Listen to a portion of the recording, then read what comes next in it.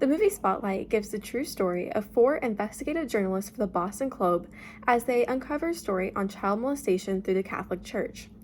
The movie shows the fast-paced and stressful job it can be as an investigative journalist.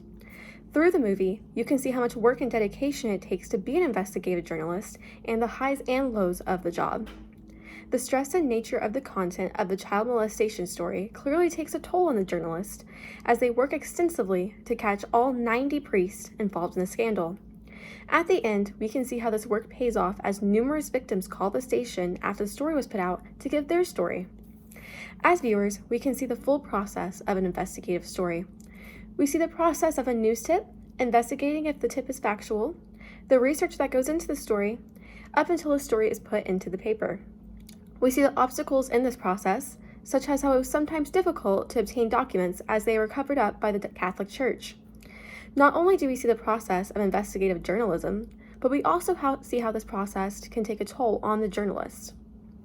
Viewers can see the more human side of journalists as they work with a sensitive topic and try to help the community by exposing it to the public. This movie reflects investigative journalism in the real world.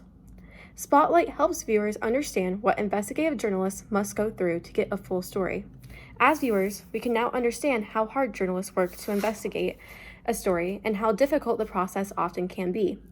Not only do we see the full process of investigating a scandal, but we see how these stories are so important in helping the community. Because of Spotlight, viewers can have a new appreciation for the work investigative journalists do.